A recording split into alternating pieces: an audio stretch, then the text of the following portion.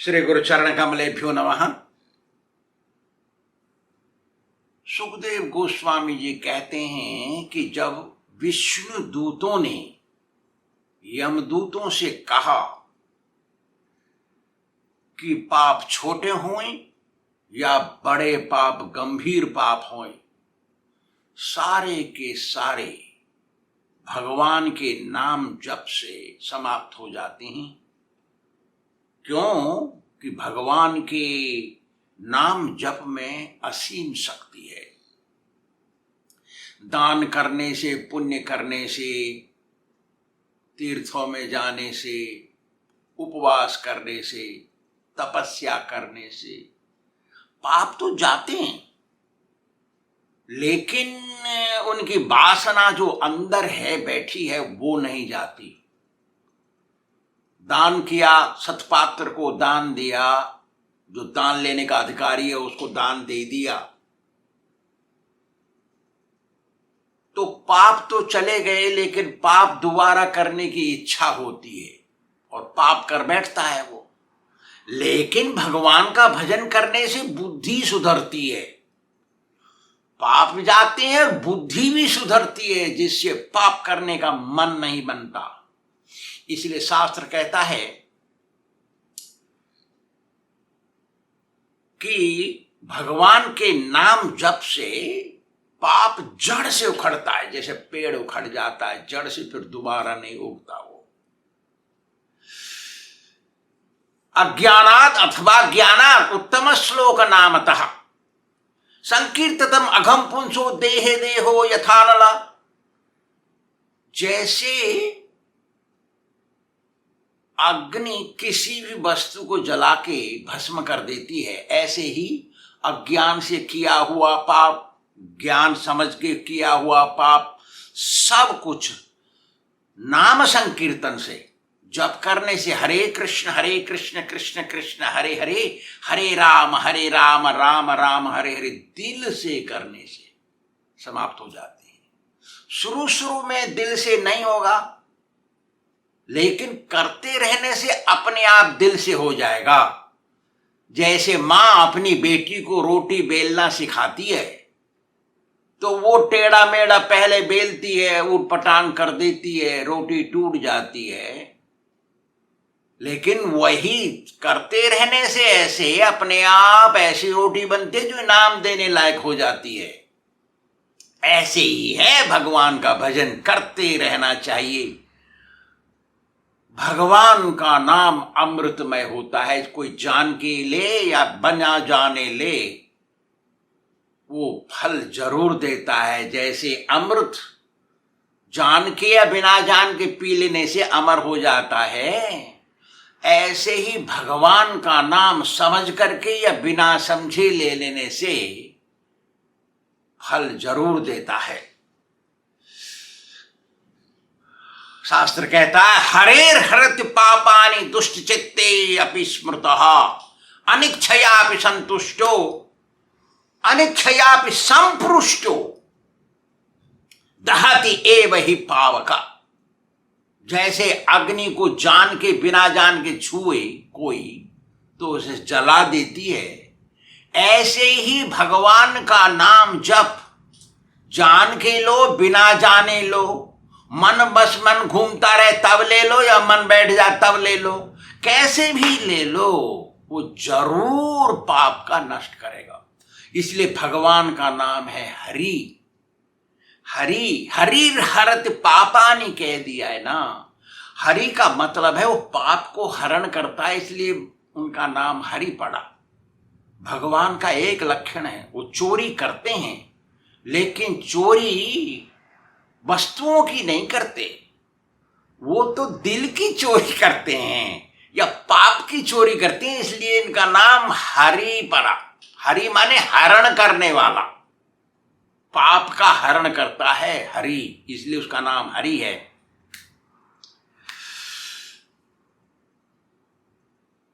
जैसे अग्नि घास को जला देती है या लकड़ी को जला देती है, किसी को जला देती है, ऐसे ही भगवान का नाम जप सबको भस्म कर देता है।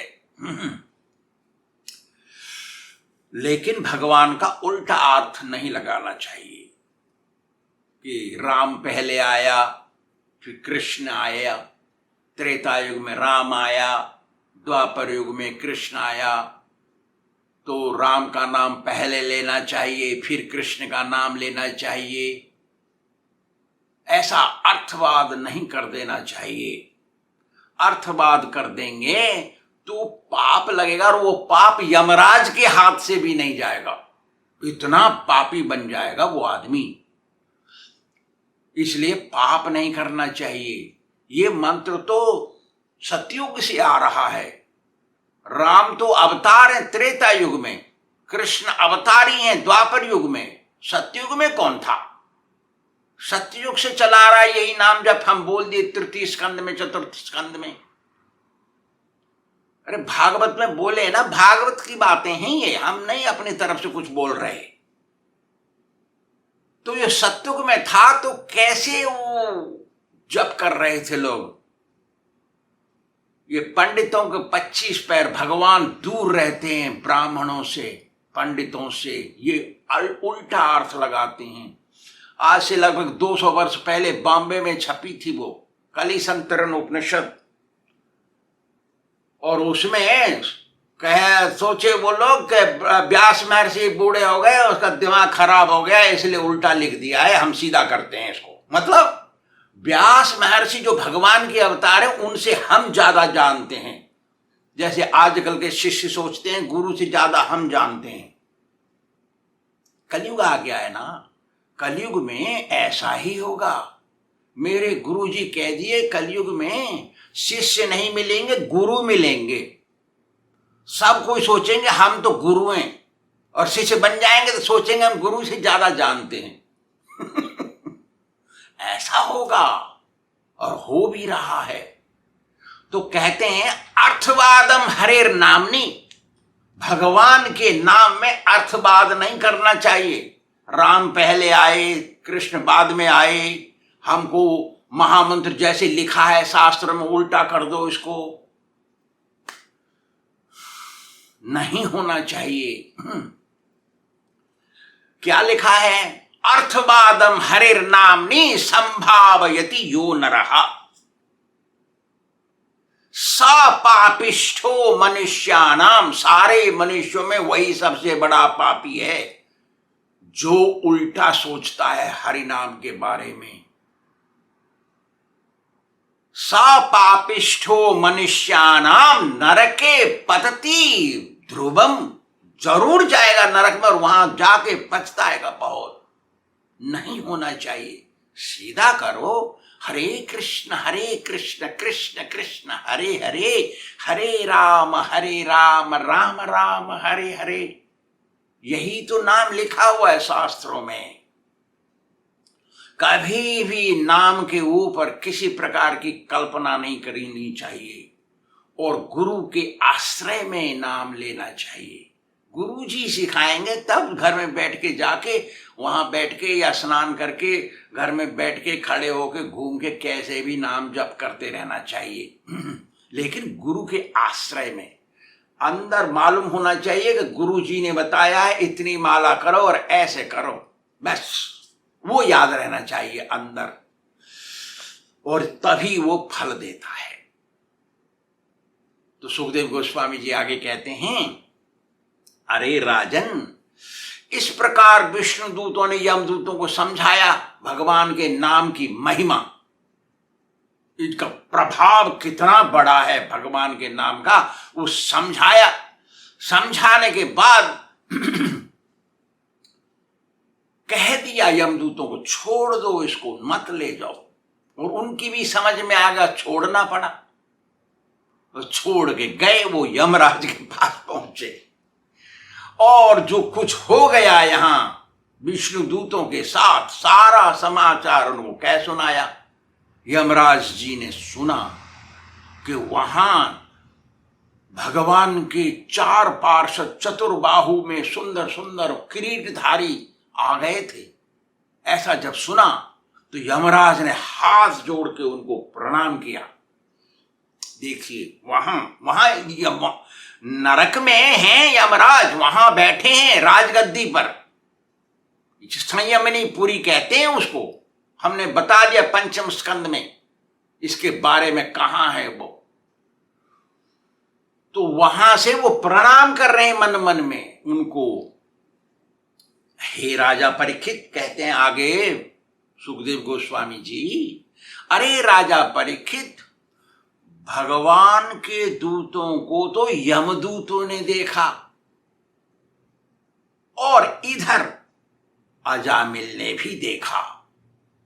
अजामिल ने और उनका संवाद भी सुना। यमदूतों ने देखा, यमराज ने नहीं देखा, उन्होंने तो प्रणाम किया। यमदूतों ने देखा, प्रणाम नहीं किया। और ये जो अजामिल था उसने भी प्रणाम नहीं किया। देखा तमाशा, देखिए। तो ये सब देख करके उसने सोचा, अरे तेरी के मैंने क्या ये सपना देख रहा हूं, क्या क्या हो रखा है। ठीक है, फिर समझ में आ गया, ये तो भगवान के दूत बड़े सुंदर हैं, विष्णु जैसे लग रहे हैं। उसने, अजामिल ने प्रणाम किया। माने यमदूत चले गए तब अजामिल की समझ में आया, क्योंकि ये भी तो ब्राह्मण था, पहले पंडित था, ब्राह्मण था, ओ बन गया गड़बड़ वैश्या की संगत में। लेकिन उसको तो बुद्धि तो थी, थोड़ी बहुत जग गई, भगवान के दूतों को देख करके प्रणाम किया सिर झुका के और कुछ कहने की इच्छा की। जब जैसे ही उसने कहने की कुछ इच्छा की तभी भगवान के दूत वहां से अंतर्धान हो गए। अब प्रश्न उठता है, अरे ब्राह्मण के सामने से ये अंतर्धान हो गए, उसका प्रणाम स्वीकार कर लिया, यमदूतों ने प्रणाम भी नहीं किया, और यमराज के दूत हैं, गंदे गंदे लगते हैं और ऐसे राक्षस जैसा स्वरूप उनका, देखने में भयंकर, उनसे इतनी देर बात की, ऐसा कैसे हो गया ना। हाँ, क्यों कि ये पापी था। यमदूत पापी नहीं थे, ये पापी था, इसने बहुत भयंकर पाप किए जिसके लिए शब्द नहीं है, ऐसे पाप किए इसने। और इसके पापों को यही सुधारे, यही पापों को काट दे, ये कुछ उपाय करे, उनका पुरस्चरण करे, इसलिए। और उसकी उम्र बढ़ा के भाग गए वहां से, अंतर्धान हो गए। उम्र बढ़ाई क्योंकि वो तो मर गया था वहां, तो उसकी आयु तो खत्म हो गई। लेकिन अब तो उम्र चाहिए ना उसको पुण्यात्मा करने, पुण्य काम करने के लिए। और वो सोचे कि शायद हाथ जोड़ के सिर झुका दिया है, कुछ वरदान न मांग ले हमसे, इसलिए वो चले गए वहां से। दो कारण से गए, वरदान मांगने के कारण गए और वो अपने आप सुधारे अपनी गलतियों को, इसलिए गए। उसकी उम्र बढ़ा के चले गए। सारा डिस्कशन सुना अजामिल ने, दो तरह की बातें हुई। यमदूतों ने तो त्रिविद्या बताई, ऋग्वेद, सामवेद, यजुर्वेद की बातें बताई, वो सांसारिक व्यवहारिक बातें और वो प्रवृत्ति मार्ग की बातें। प्रवृत्ति मार्ग माने सांसारिक व्यवहारिक गृहस्थियों की बात, सिद्धांत। और विष्णुदूतों ने असली भागवत धर्म बताया, निवृत्ति मार्ग, भगवान के नाम का प्रभाव। इन्होंने तो बताया धर्म का काम, इन्होंने बताया आध्यात्मिक बात। आध्यात्मिक बात धर्म की बात से ज्यादा बड़ी होती है, ऊपर होती है। तो ये सब सुना उसने, तो उस अजामिल ने निर्णय लिया। देखिए कैसा निर्णय लेता है वो। निर्णय लिया कि उसको तो भजन करना है, भगवान की बात पर चलना है और भगवान के नाम का जप करना है। और फिर ये सब निर्णय लेने के बाद उसके अंदर से एक प्रकार की पछतावा कहते हैं, ऐसा जागृत हुआ, अरे तेरी की मैंने क्या किया रे, मैंने सारी जिंदगी बर्बाद कर दी। भगवान ने मुझे मनुष्य स्वरूप दिया, लेकिन मैंने इस मनुष्य स्वरूप का भगवान का भजन करके उसकी आशीर्वाद प्राप्त करने का काम नहीं किया। मैं दुनियादारी में फंस गया रे। अरे मैंने क्या किया, मैं तो ब्राह्मण कुल में जन्मा, लेकिन वैश्या की संगति कर लिया रे। मैंने क्या किया, ऐसा पछतावा। मैंने कोई ऐसा बुरा काम नहीं छोड़ा जो मैंने नहीं किया हुआ। ऐसा पश्चाताप जो करता है, इसका मतलब है वो भजन करना चाहता है। इसका मतलब ये होता है, बिना पछताने वाला मनुष्य भजन नहीं करेगा। जो पछताता है गलती करने के बाद, असली आदमी तो गलती करेगा ही नहीं, लेकिन जिससे गलती हो गई वो पछताएगा, भजन करेगा।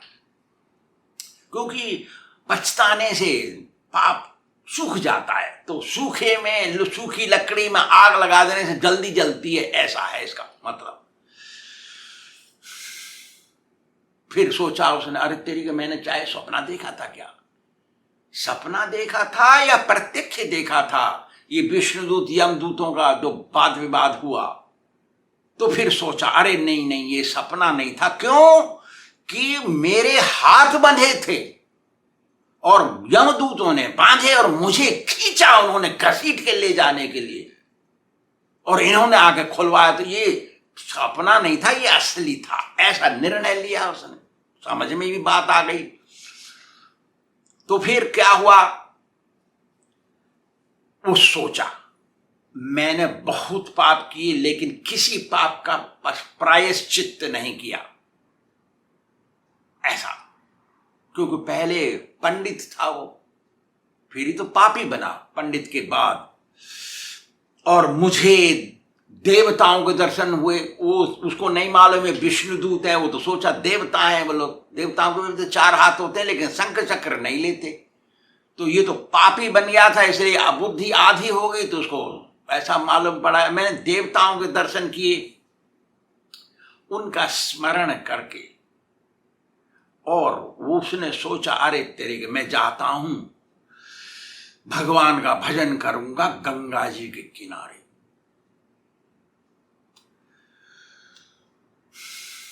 ऐसा निर्णय लिया उसने, क्योंकि उसकी आयु बढ़ा के गए थे वो देवदूत, भगवान के दूत आयु बढ़ा के गए।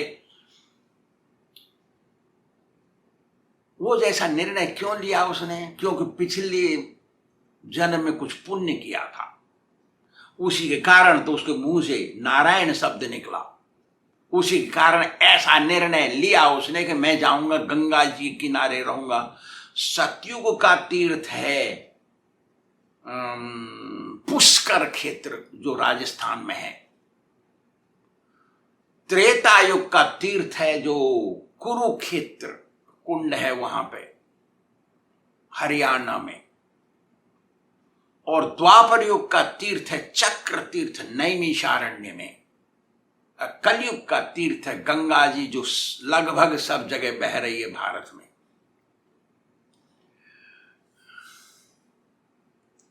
अज्ञानवश या अज्ञानवश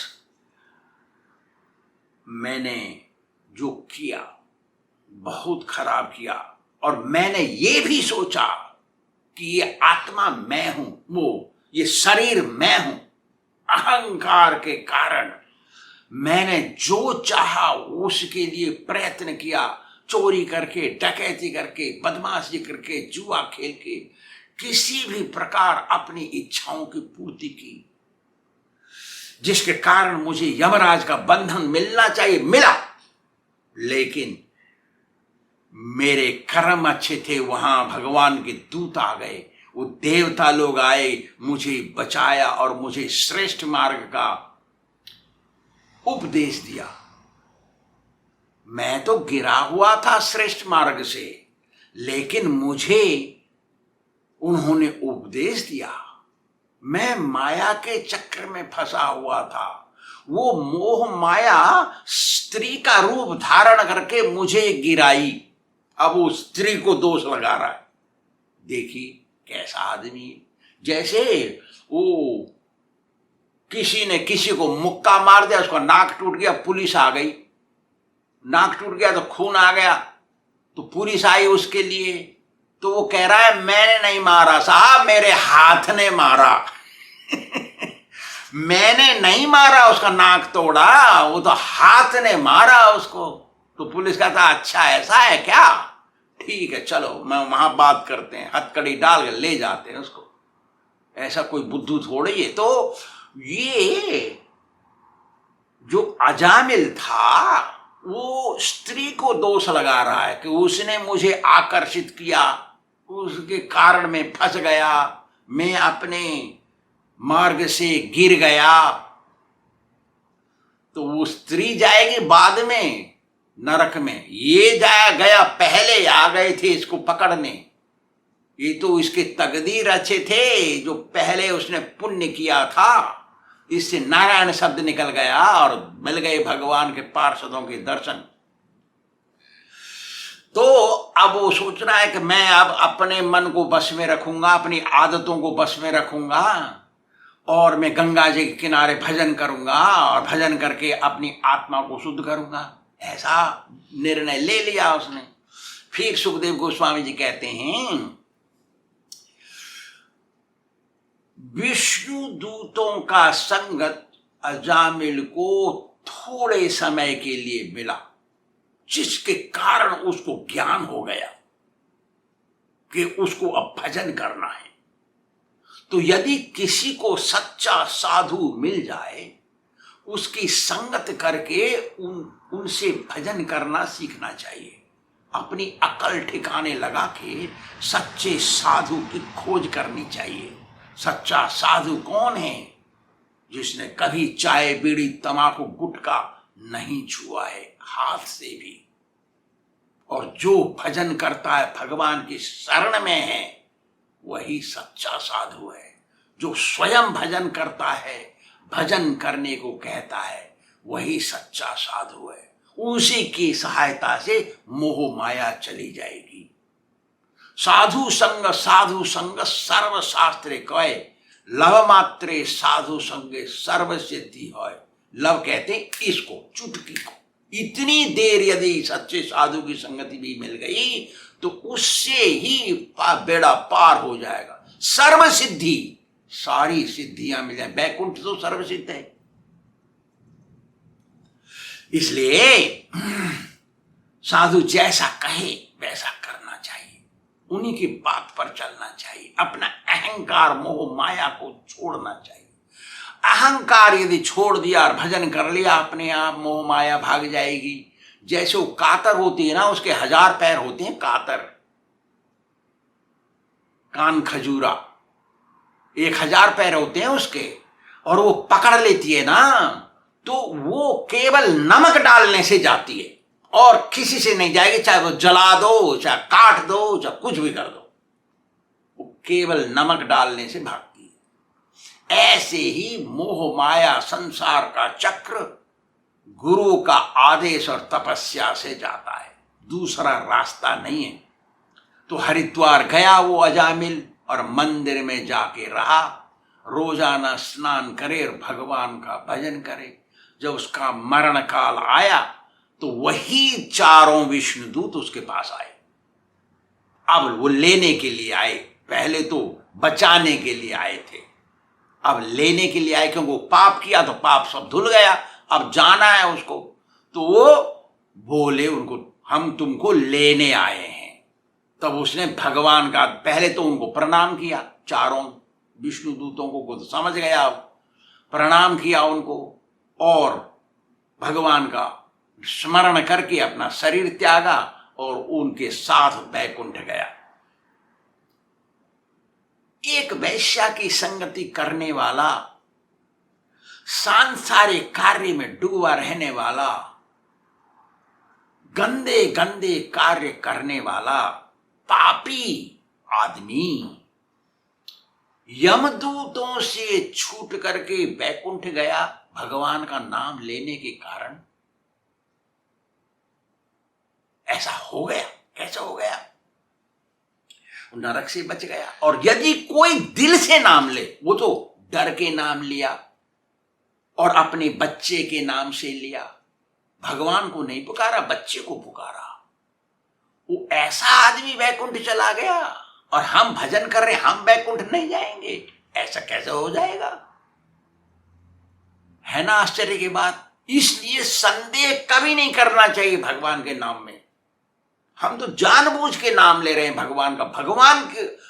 भगवान का स्वरूप देखते हैं जब करते हुए। उसने तो लड़के को सोचा था, वो गया वैकुंठ। आप देखिएगा आप है। इसलिए भजन करना चाहिए। भजन करते करते आदत पड़ जाएगी। जब मरण काल आएगा, अपने आप भगवान का नाम निकलेगा मुंह से। बात ही सही है। जैसे किसी को सिगरेट पीने की आदत पड़ जाए तो उस सिगरेट के बिना टॉयलेट भी नहीं जा सकता, उसको सिगरेट चाहिए। जिसको चाय की आदत पड़ जाए, वो हर समय थका रहेगा, सिर में दर्द होगा, उसको तो चाय चाहिए। जिसको गुटखा की आदत पड़ गई, उसको मुंह में खुजली चलती होगी, इसलिए वो गुटखा की सोचता है। दिन और रात चोरी करके भी, झूठ बोल के भी गुटखा चबाएगा वो। इसलिए जब भगवान का भगत मरता है इस दुनिया में, तो वो बैकुंठ जाता है उसी समय। जैसे ही मरा, बैकुंठ का विमान आया, उसमें बैठ गया, बैकुंठ गया। वहां बैकुंठ में बैकुंठवासी उसका हाथ जोड़ के सम्मान करते हैं, आइए साहब। इसलिए भगवान का भजन करते रहना चाहिए, श्रद्धा से भजन करना चाहिए, नियम से, नियमित रूप से भजन करना चाहिए, नित्य प्रति भजन करना चाहिए। जब हमको भजन नहीं किया जिस दिन, उस दिन सिर दर्द हो जाएगा, हमारा मन ठीक नहीं रहेगा, तब समझना चाहिए कि हमको भजन करने की आदत पड़ गई है। भजन करना चाहिए, रोजाना माला जप करना चाहिए। भगवान का नाम अमृत है, उसको पान करना चाहिए प्रतिदिन, कभी नहीं भूलना चाहिए। और सद्गुरु सिखाते हैं भजन करना, उसी में अत्यंत लाभ है। श्री राधा गोविंद भगवान की जय।